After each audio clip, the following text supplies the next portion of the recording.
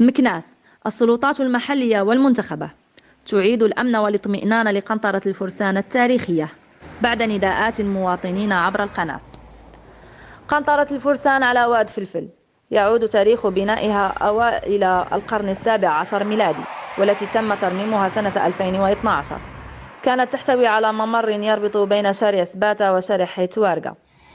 تحيط بها الإنارة العمومية في جميع جوانبها، يسودها الأمن والاطمئنان، لكن مع الأسف انقلب كل شيء بعد أن تم إتلاف تلك المصابيح من بعض المنعدمي الضمير الذين استغلوا غيابها ليباشروا اعتراض المارة وعابري السبيل ويقلقوا راحتهم بعد أن عم الظلام المكان.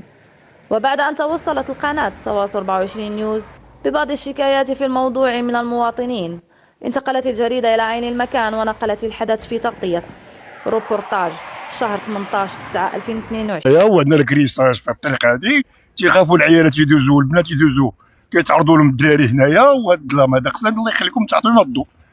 شحال من مده والضوء ما كاينش. دابا الله يخليكم بغينا البروجيكتورات وبغينا هاد الضوء يكون مزيان، يدوزوا العيالات يدوزوا فوق ما بغاو. تيكون الكريساج هنايا وتعرضوا عباد الله هنا وتيحدوا لنا العيالات البورطابلات وتيقطعوا لهم السناسل ديالهم في الطريق هذه. الكلمه الاخيره الله يجزيهم بخير ويرحم والدينهم، يصوبوا لنا الضوء هنايا. عبد الاله.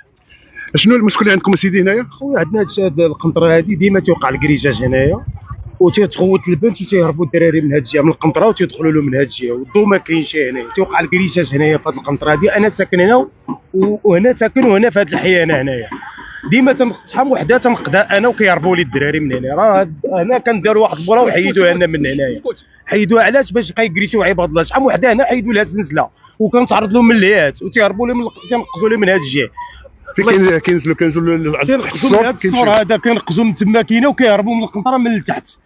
كانت بولا هنا حيدوها، وحيت حيدوها على هادشي ديال الكريسه. شحال من مره تنكونوا جالسين في هاد القهوه وكنسمعوا واو وتتغوت البنت او المراه وكنتبعوهم تلقاهم هربوا. والظلام هاد الطريق هذه رئيسيه، تيدوزوا العيالات وتيدوزوا الرجال وكيدوزوا ناس كبار. وأثارت موضوع الإنارة والحالة المزرية التي تعرضت لها القنطرة الرابطة بين شارع سباتا وشارع توارغا قبل سنوات للظلام الدامس، إذ شكلت نقطة خوف للمارة والساكنة من تسلط المنحرفين عليهم وسلبهم حاجياتهم. تجاوبت السلطات المحلية والمنتخبة مع نداءات المواطنين بتداخلاتها الأمنية واللوجستيكية بتأهيل القنطرة وصيانتها وإعادة الإنارة على جناباتها وعلى طول الشارع، مما زاد ارتياح الساكنة والزوار ليعم الأمن والاطمئنان قنطرة الفرسان من جديد وتعود لسابق عهدها.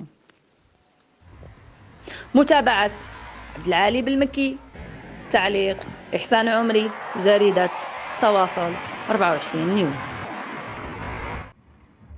بسم الله الرحمن الرحيم.